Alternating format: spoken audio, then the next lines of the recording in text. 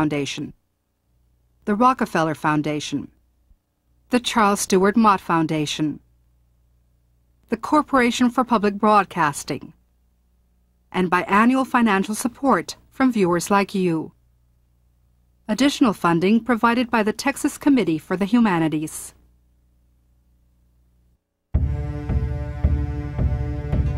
For more than 100 years, they were Americans in name only. During that time, Mexican Americans were denied the rights of other citizens, and many were stripped of their land. I am angry, and my people is angry because the Anglo is using the money, the power, his language, his culture. In the 1960s, a new generation of leaders came forward and fought for change. We came here to build the new Chicano movement. That's what we came here for. They call themselves Chicanos, an ancient Mexican word that describes poorest of the poor, but they wore the name with pride. Come on out, brothers, we are waiting for you! They walked out of fields and demanded a fair wage. They walked out of schools and demanded better education. 57% of the students at Garfield drop out year after year. There has to be a problem. We're not operating in a vacuum. There's social injustice. They formed a political party and demanded full citizenship. It's being classified as militant, but I don't consider this to be militant. If trying to look for justice and democracy in our country is considered to be militant, then I'm all for being militant. The American dream was all around them, but for years they had been excluded from its promise. This is the story of how Mexican Americans claimed that dream as their own.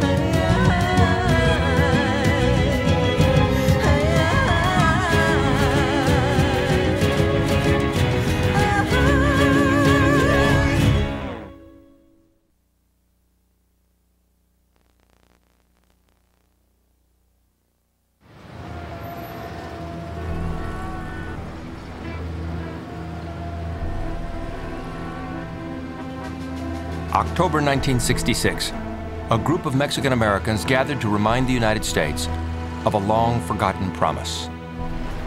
Calling themselves the Alianza, the Alliance, they met and claimed this federal land as their own, guaranteed by a treaty signed between the United States and Mexico. They arrested 2 United States forest rangers for trespassing. We're taking full responsibility. The town of San Joaquin, just a second, yes, I know your laws already. We've been citizens of the United States for 120 years and we know the law. We're taking this upon our shoulders in the name of the town of San Joaquin del Rio de Chama. Ultimately, it was the leader of the Alianza who was arrested, Reies Lopez Tijerina.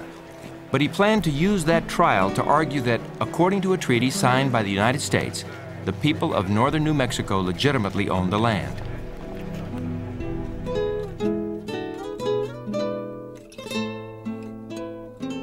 At one time, the land in New Mexico, along with California, Nevada, Arizona, Utah, Texas, and parts of Colorado and Wyoming, belonged to Mexico.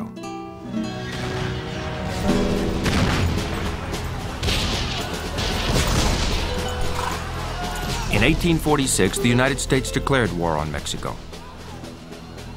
2 years later, the war was over, and Mexico had lost half its territory.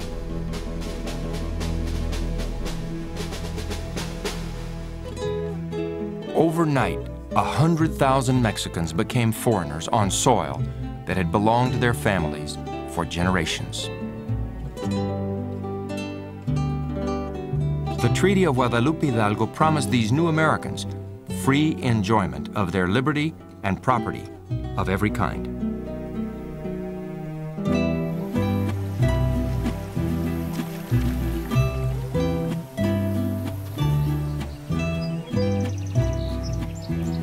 The land was sacred because your parents and grandparents were buried there. Some of your children were buried there.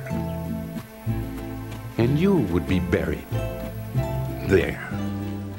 So the sweat, blood, and tears of generations have filtered into the land. So it is holy, it is sacred, sacrosanct. But the original land grants had been given under Spanish and Mexican law, which U.S. courts often did not recognize. Over the years, Mexican Americans lost their land to speculators, lawyers, and cattle barons. Some property was taken by force. And the heirs to those land grants have resented that ever since. The Tierra Maria land grant was an immense land grant given to a certain Martinez from Los Ojos, New Mexico. And I understand that the land grant was sold for $200, a team of horses, and I don't know how many pounds of flour or something like that. But only one of the heirs signed the deed. The other heirs didn't. So the land grant was taken illegally. By 1960, millions of acres, including the Tierra Amarilla grant, had been taken from the original landowning families.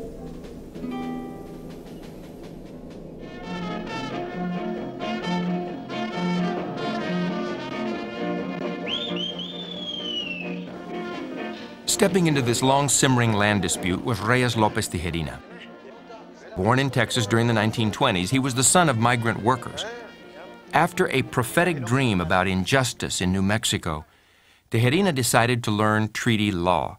He was convinced that he could reclaim the Tierra Amarilla grant. Although we are fighting for land, we are fighting for the survival and protection of our culture. To the extent that we feel that to rape the culture and the Some who disagreed with Tijerina thought he was an opportunist, looking for personal power.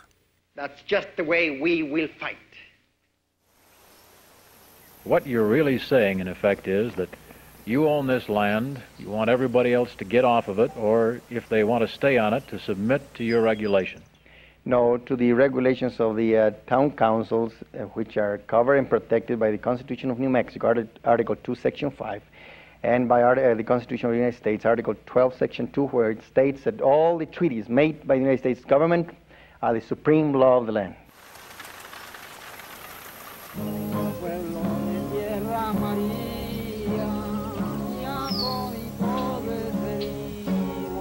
The people of northern New Mexico lived as tenants on land that once was theirs. In 1965, the Forest Service revoked half the grazing permits for small farmers, pushing them to the point of desperation. There was need for someone who could express their frustrations. When Tijerina, a former fundamentalist preacher, came along, he sounded like the Messiah himself.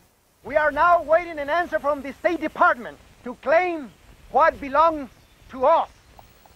He was speaking the magic words. The issue, the struggle, had been alive for all these generations. And here was a man on a white horse, a man with tremendous charisma, who plugged in to a deep felt passion, more than a feeling, a passion. And he turned the spirits on. Tijerina's mission brought him face to face with northern New Mexico's district attorney, Alfonso Sanchez. at that point is where he started saying that the object of his corporation was to take over properties that the Alianza claims belongs to them by force if necessary, blah, blah, blah. And I looked at him straight in the eye and I said, Reies, if you intend to do what you tell me that this corporation's going to do, it is illegal. And right now I'm telling you that if you do what you say you're going to do, I'm the one that's going to stop you.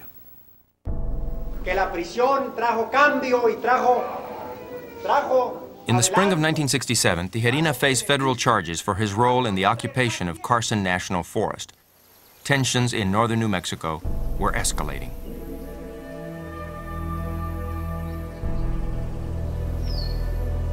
Forest Service fences were cut. Haystacks and barns were torched. The Alianza was blamed. I think that the action of Tijerina is matched by an equally violent reaction. For instance, I've had several ranchers come into my office and swear that they're going to kill someone. When Tijerina announced plans for a meeting to plot the Alianza's next move, Sanchez was convinced the group was preparing a showdown to reclaim the land. The district attorney decided to stop the meeting. I explained, if you meet and your object is to plan how you're going to take over property that doesn't belong to you, the Alianza or Tijerina or anybody other than the rightful owners, then it is an unlawful assembly and I will prosecute you and file criminal charges against each one of you if later on it turns out that that's what you're going to do. So with excuses that we were communists and trying to take over the land, he confiscated files and blocked the roads and threatened the people. Anybody going to that convention would be arrested. This was getting out of hand. What if Tijerina were just a little bit successful? There were land grants all over New Mexico. And I think it was a real economic threat. Sanchez called for the arrest of Alianza leaders, but Tijerina got away. Those who were arrested would face charges at a hearing to be held the following Monday, June 5th, at Tierra Amarilla. It would be a day long remembered by New Mexicans. We don't believe in violence, but we believe in Jesus Christ, who used a whip to drive out the false preachers out of the temple. And I think that's all we did in the courthouse of Tierra Amarilla. We just used a little whip. Tijerina and a group of armed men stormed the courthouse.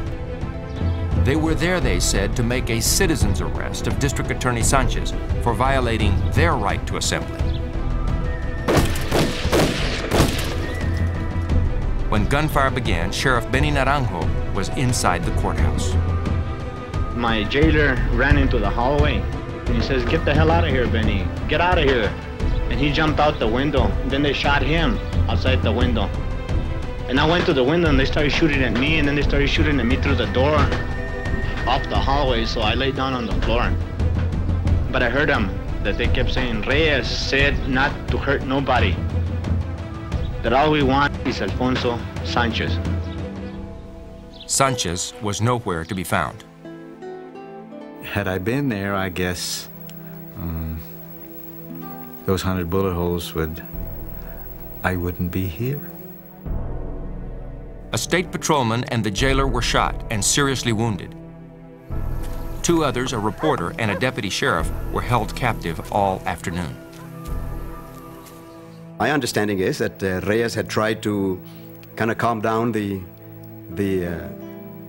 what turned to be an assault, and he wasn't able to. Because what he did, he just offered a vision to some people who were ready to fight.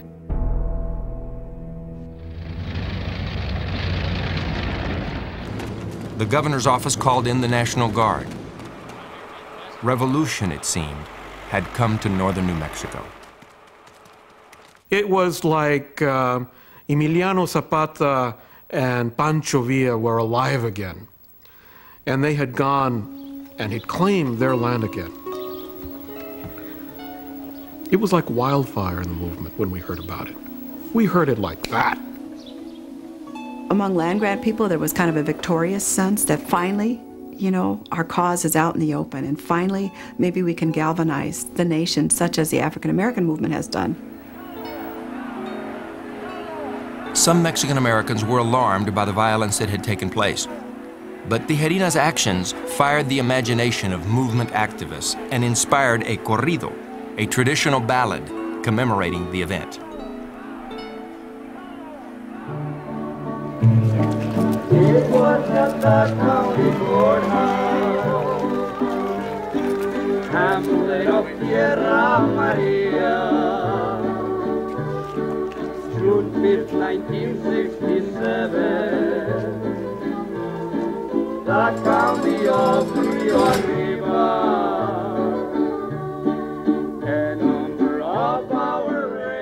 After 10 days on the run, Tijerina turned himself in.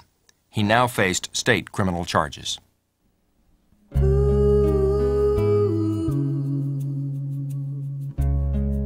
Out of this whole movement was emerging the feeling we had, this used to be Mexico, this used to be our land, but it was a growing sense of a people and a collective history of struggle against an invasion, an occupation, a takeover, and everything like that.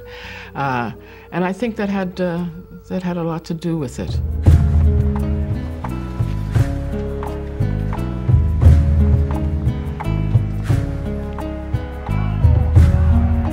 The struggle for land inspired urban Chicanos who believed the United States conquest of the Southwest had turned them into second-class citizens.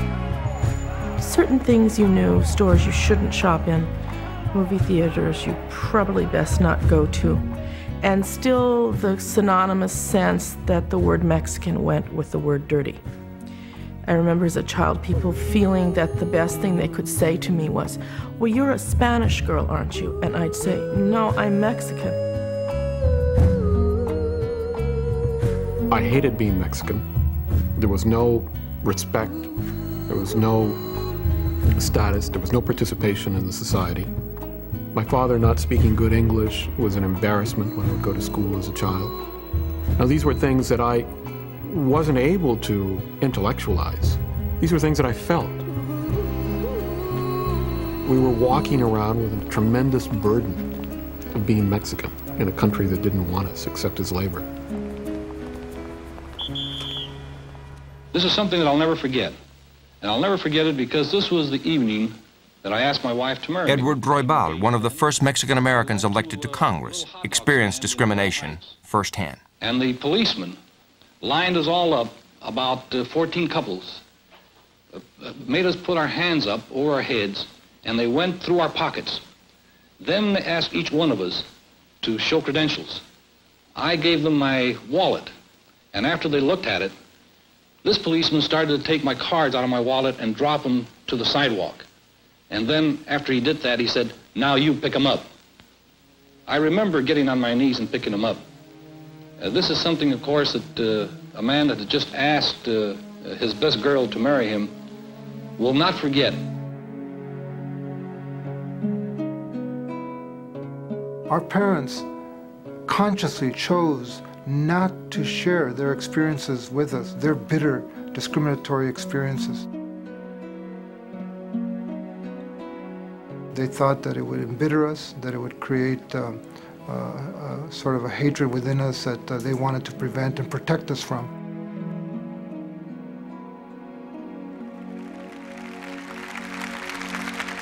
Many of the issues of civil rights are very complex and most difficult.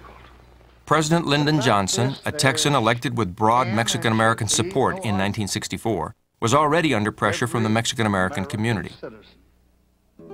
The courthouse raid dramatized the growing unrest among Mexican-Americans.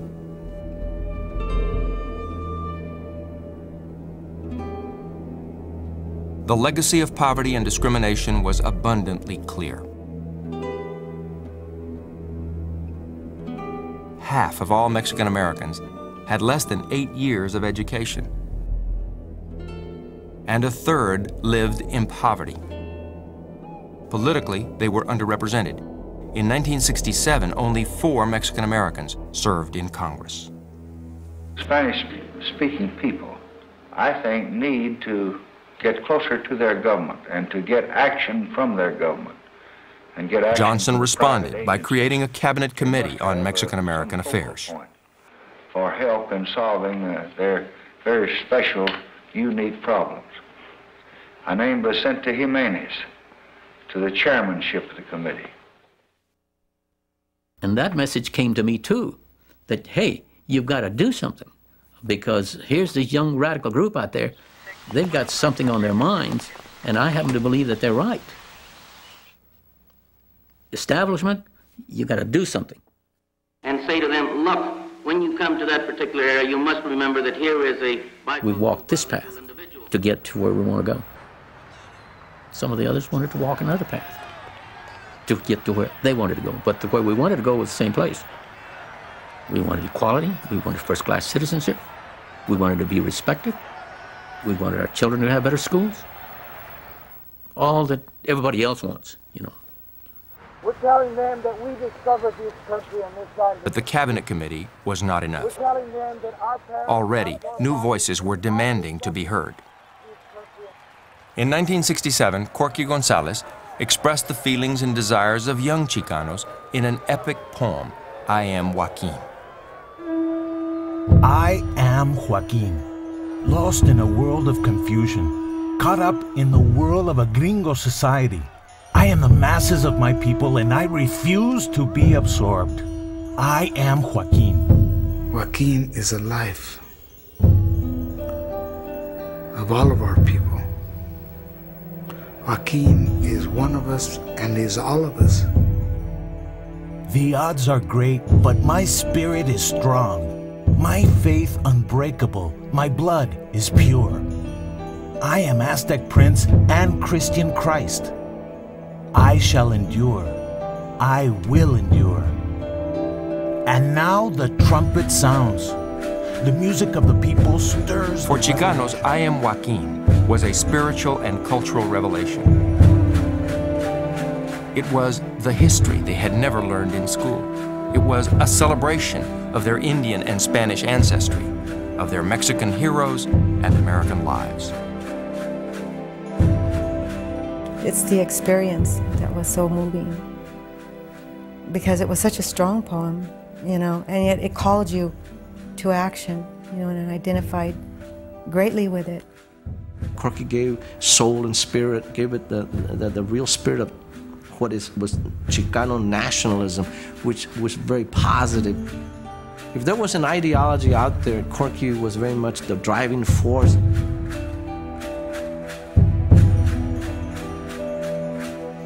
Once you teach a man who he is, and you give him pride in himself, you give him the spirit to stand up, there's no society he can't exist in. Growing up in the barrios of Denver, Colorado, Corky Gonzales boxed his way out of poverty. At one time, he was the third-ranked world featherweight contender. Later, he went into business selling bonds and insurance. He also turned to Democratic Party politics. In 1960, he registered unprecedented numbers of Mexican Americans to vote for John F. Kennedy. Corky's motive for becoming involved in the Democratic Party was to bring about the changes that he wanted to see within the Chicano, within the Mexican community at large. As director of Denver's War on Poverty program, he encountered a patronage system that offered little more than token jobs to Mexican Americans. After a public feud with the Denver mayor, Gonzales broke with the Democratic Party in 1966 and began a civil rights organization called the Crusade for Justice. He envisioned a Chicano enterprise independent of government involvement. As long as we're not antagonized, nor are the young people antagonized by people who do show no respect for them.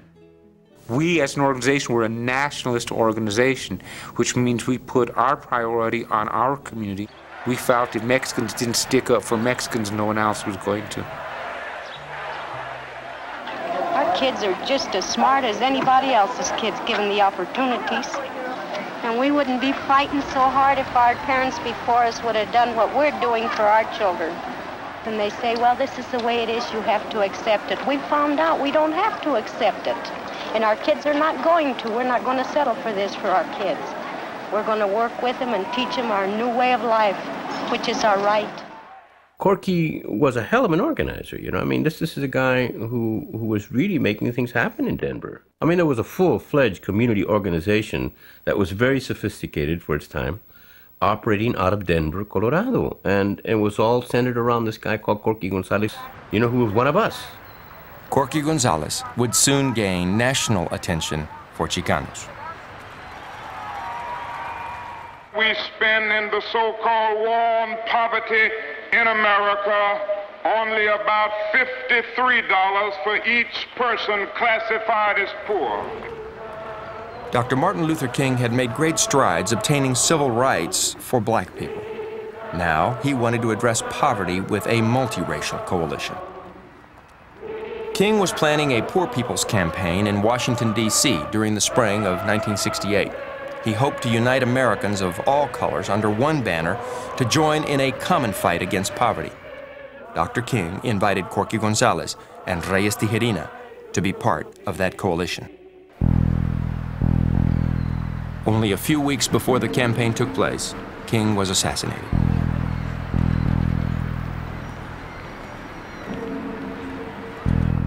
Where are we going? We're going to try to fulfill Dr. Martin Luther King's dream. And if we Mexican Americans march to Washington, it is to tell this country that poverty is not a Negro problem. Poverty is a Mexican American. Poverty is an American Indian.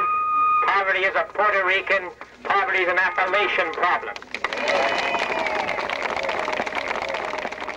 There were several busloads of people from northern New Mexico villages and small towns that were going to go. Some people who had never been out of the state before. It was really something.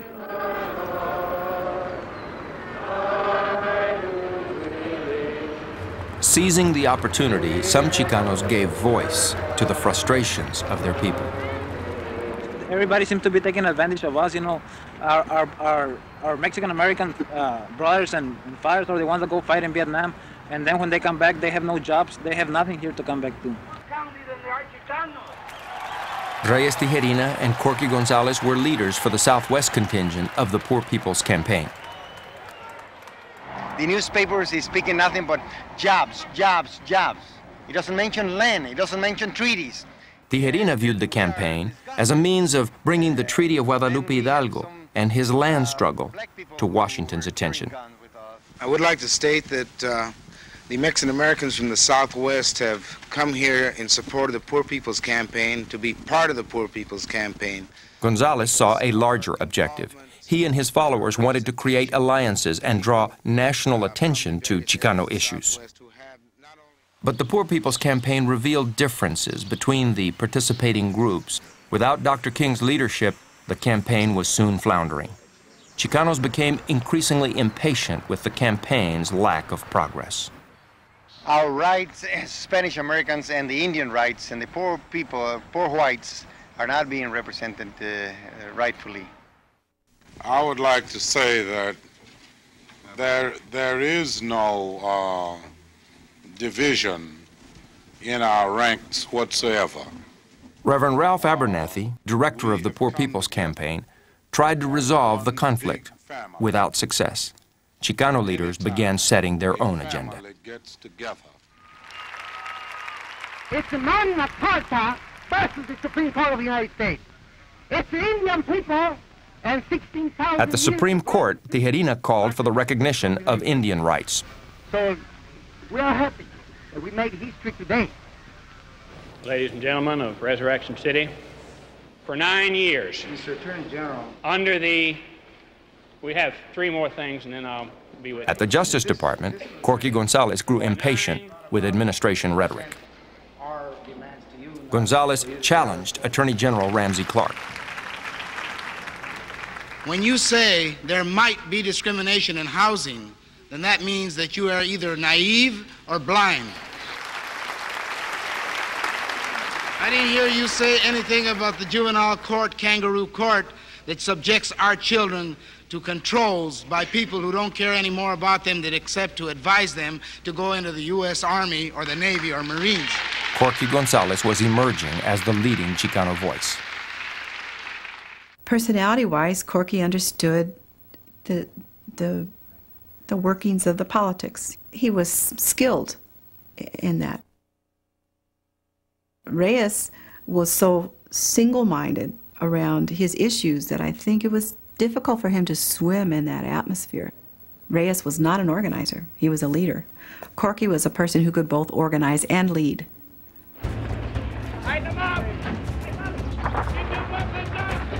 6 weeks after it began, the Poor People's Campaign came to an end. It fell victim to its own internal troubles and to a Johnson administration that had become preoccupied with the war in Vietnam to the detriment of domestic poverty issues.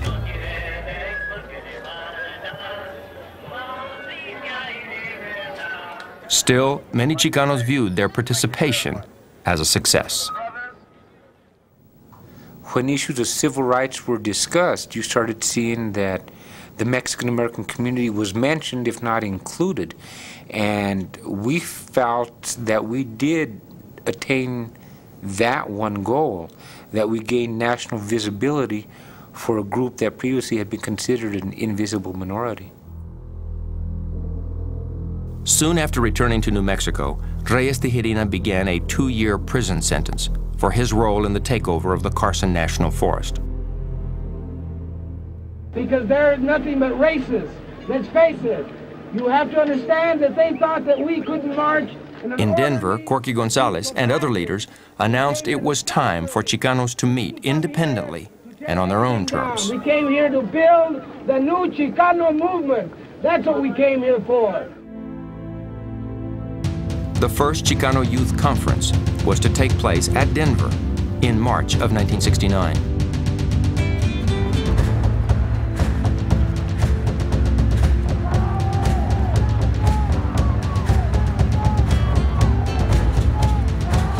Chicanos everywhere were invited. Students, teachers, laborers, barrio youth. The coming event attracted considerable attention, not all of it desired.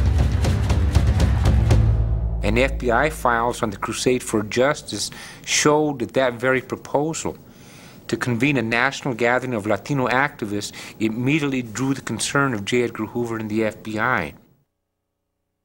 At that particular point in time, we assumed that we were under surveillance, but we had not yet become paranoid. All the arrest, the persecution, and the attempt to destroy the movement through legal means had not yet taken full hold. The FBI predicted a poor showing, but the Los Angeles Times expected otherwise and sent veteran reporter Ruben Salazar to cover the event.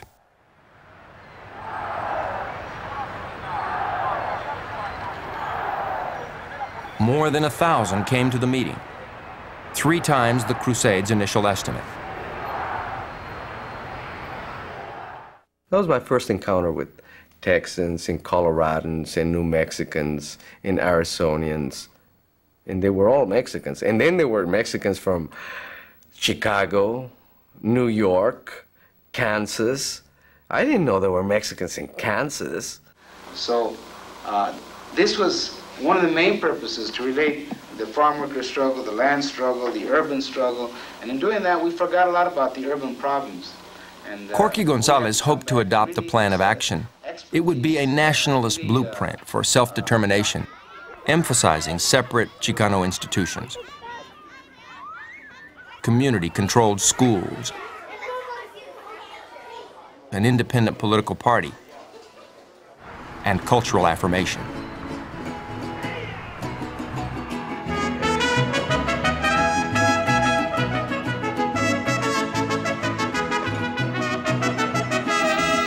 Every single session would be opened with a poem or with a song. There were dance, there was theater. It was rich, it was stimulating, it was alive and vibrant. The building was just pulsating with energy and music and chants and the excitement of all these young people together. It was very positive. The thing I remember most, however, is this workshop, a women's workshop, where, I guess maybe there's 50, 70 women together, Chicanas. The women began questioning their roles in the Chicano movement. There was sort of some thinking among some of the leadership that women belonged behind the men, walking behind the men, and their total role was to do nothing but support the men. And there were others who said, hell no. You know, we're the ones who keep it together. We keep it together in our community, we keep it together in our homes, and we're not walking behind nobody. On the one hand, women were doing the work. They were often in leadership. They had a lot of the ideas. And at the same time, they were often consistently expected to make the food and to do typing, clerical kinds of work. This debate took the male organizers of the conference by surprise. We didn't know what they were talking about nor why they felt that way.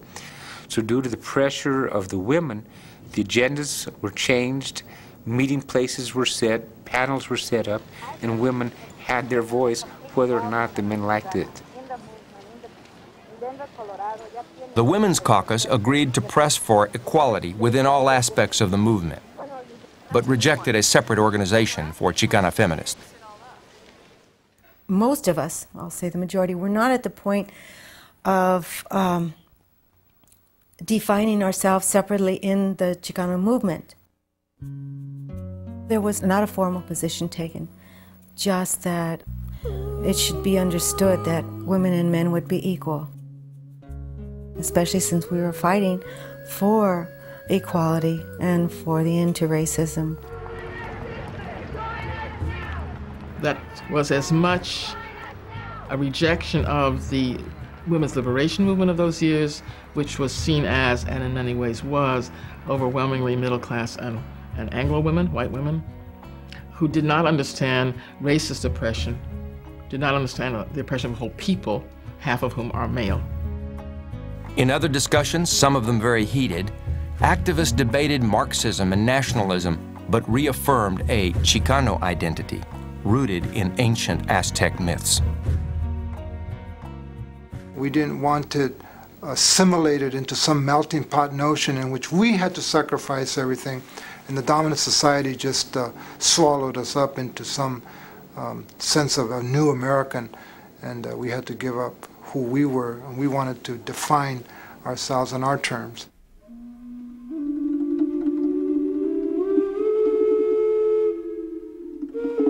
At night, Alurista, a young poet, was hard at work. Drawing upon Aztec folklore, he drafted a new mythology for Chicanos, describing a symbolic Chicano homeland within the borders of the United States. I presented it the next day as a poem that I thought encapsulated the spirit of the moment. I never planned anything else. I said, may I read you a poem? Before the world, before all of North America, before all of our brothers in the Bronze Continent, we are a nation. We are a union of free pueblos. We are Aztlán. According to legend, the Aztec people had migrated from a place called Aztlán to central Mexico. For Chicanos, Aztlán came to mean the southwestern United States, their homeland. It was a calling. It was almost like a declaration for us, and a calling to say, you know, we are Aztlán, we are a Browns people, we're a nation. I think of Aztlán still to this day as perhaps the most important premise of the entire movement. It was about a state of being and a place. Every people have a place. And so to say you were Chicano without a place is impossible. So the place was Aztlán.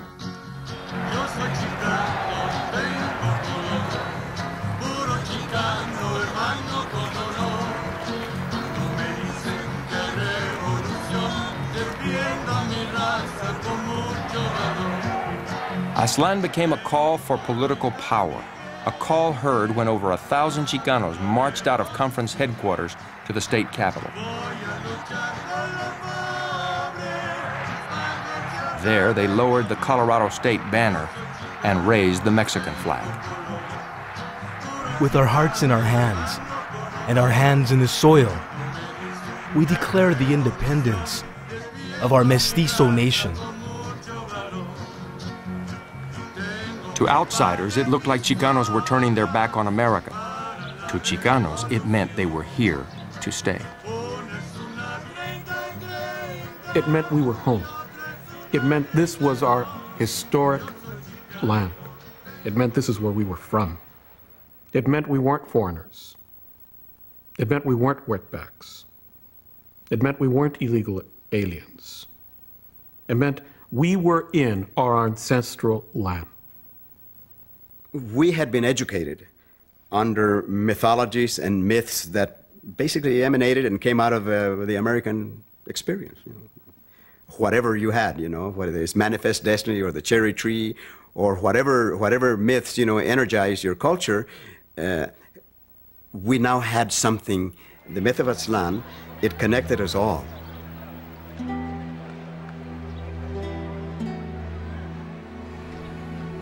The conference adopted Alurista's poem as the preamble to its 15-point plan. The next step was to make Aztlán a reality. Within a year, the movement was poised to launch an independent political party. The kickoff would coincide with the demonstration against Chicano casualties in Vietnam.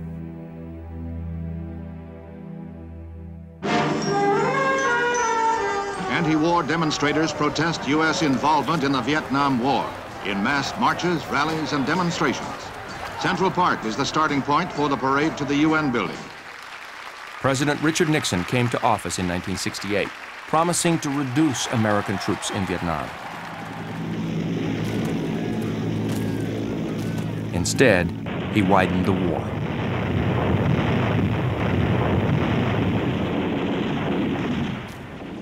Opposition to Vietnam was taking hold in the Chicano community. We had reached the point where we were going to say that, hey, we don't have to prove ourselves, feel a inferiority complex, and go out and serve in that war. We're protesting against the discriminatory draft laws that give deferment to all the Anglo middle class people of this country and make the heaviest burden of the war fall on the poor, fall on the Mexicano. People were becoming expert at getting out of the war, you know, and so as more and more middle-class people that could afford lawyers, began to get deferments, the draft boards filled up their quotas with more of the poor, and particularly Mexican-American. Mexican-American casualties were disproportionate to their numbers. In the Southwest, Mexican-Americans made up 12% of the population, but accounted for almost 20% of the region's deaths in Vietnam, according to many sources. There was some dissent in our community about whether or not we should be protesting against the war, but it was generally a generational division. Young people were pretty much against it. Students were almost completely all against it. At the same time, I have to say that there was a very strong military tradition in our community. Mexican Americans had served with distinction in the U.S. military since the Civil War, and during World Wars I and II received the highest military honors. So there was and is a deep respect for the military in our community because it was one of the gateways, one of the paths that people took to gain an education, to gain some sort of self-respect. The problem was that the only places where we could go forth and claim a part of being American in this country was by spilling our blood. And the fatality rate is not consistent with the fact that we have so many inconsistencies as far as social problems here in Los Angeles, in our own nation, our own country.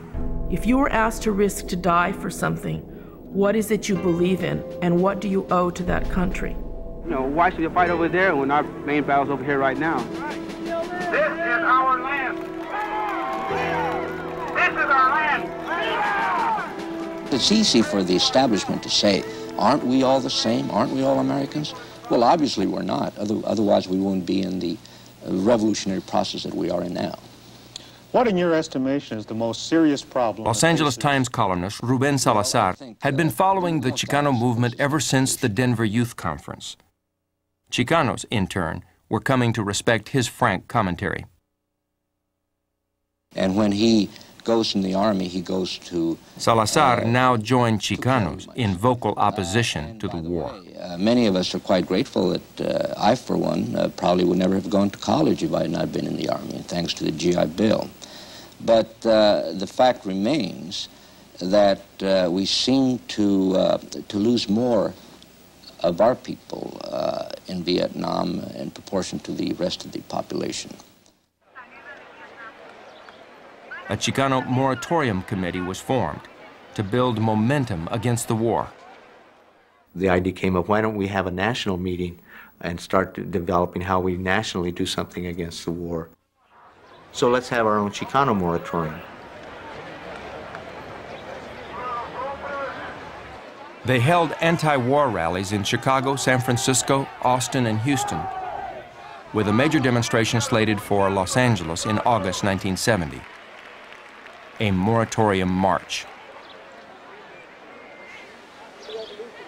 Afterwards, Corky, Gonzales, and others hoped to convene the first meeting of an all-Chicano political party. In many ways, the moratorium march was the apex of the Chicano movement. And it was a moment in which we all felt that we had to speak. And the war was the single most important issue that was confronting the country at the time.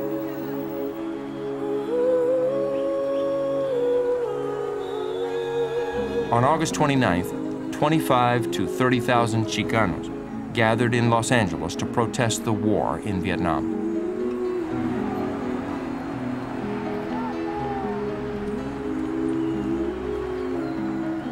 There was a couple getting married at the St. Alphonsus Church. They timed their wedding so they could come right out of the church into the march. Ruben Salazar was there, and he came up right in the middle of, right up Whittier and Atlantic, in the middle of the street, gave me a big thing. Well, you did it.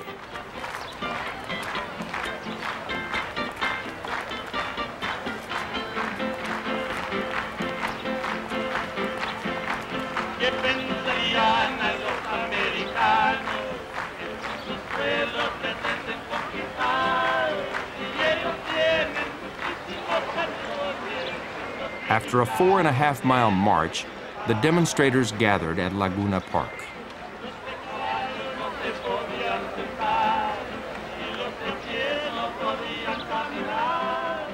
Everybody was there greeting their friends, greeting their families, people that relatives they may not have seen in a long time that they happened to see August 29th. During the afternoon rally, a disturbance erupted at a local liquor store. According to the police story, some people went into a liquor store and walked out with some six-packs and went towards the park. And supposedly the shop owner called into the police. The police came and started chasing the people that supposedly took the beer, and the people ran into the park, and then the police wanted to go get them, but the people in the park wouldn't move out of the way, so they had to call more police and declare it an illegal assembly.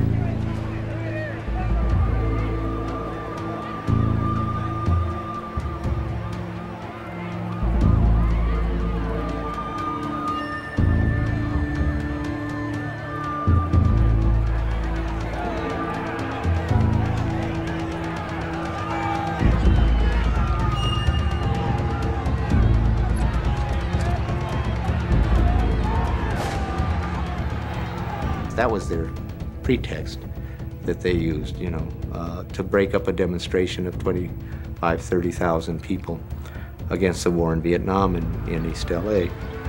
So you had a panic, you had a stampede, a human stampede.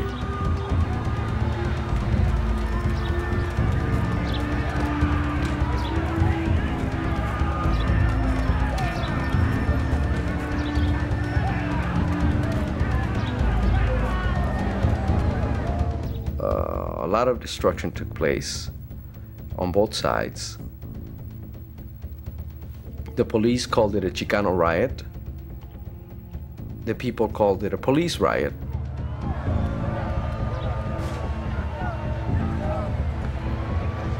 Demonstrators found refuge in nearby homes or in local businesses as police forced people out of the park and into the streets. I was in the restroom with little children that were there. They were very scared. They were crying. The mother had never seen such a thing.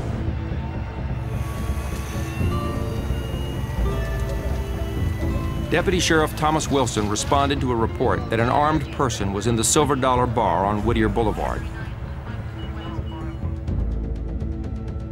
When I approached the doorway, I knew I had a tear gas projectile and the weapon. I wanted to get something inside, and I wanted to get it inside quick. I attempted to aim up towards the ceiling to bounce the projectile to the rear of the bar. Some people inside never heard the orders to come out. Among them, Ruben Salazar. Sometime later, after the gas cleared, the information was received that the victim, Mr. Salazar, was inside the location and had been injured. The officers investigated and they found that he was dead and was lying approximately 20 to 25 feet inside the front door.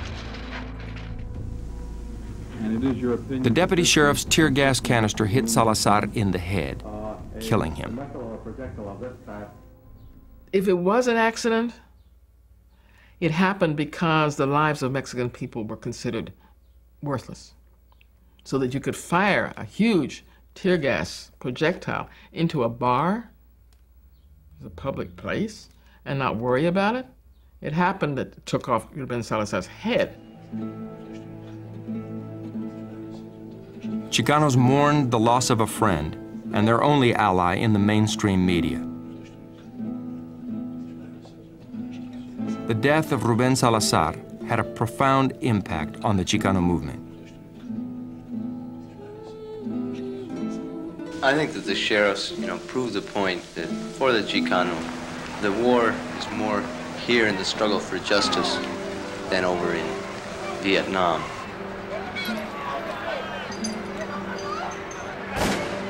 We had considered the possibility of violence, being that there were so many people. But certainly not deaths.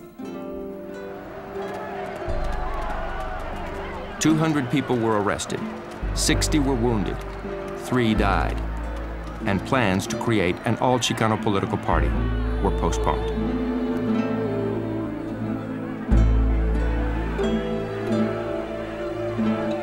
We've lost a certain heart.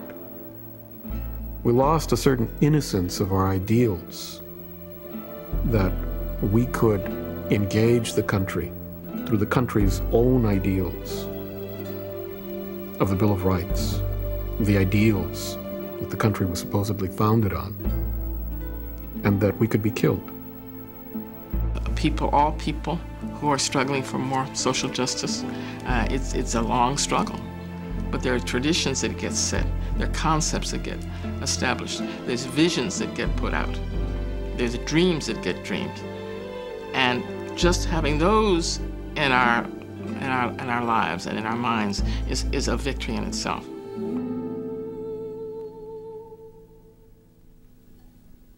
To learn more about the Mexican-American Civil Rights Movement, visit us on the PBS homepage at the address on your screen.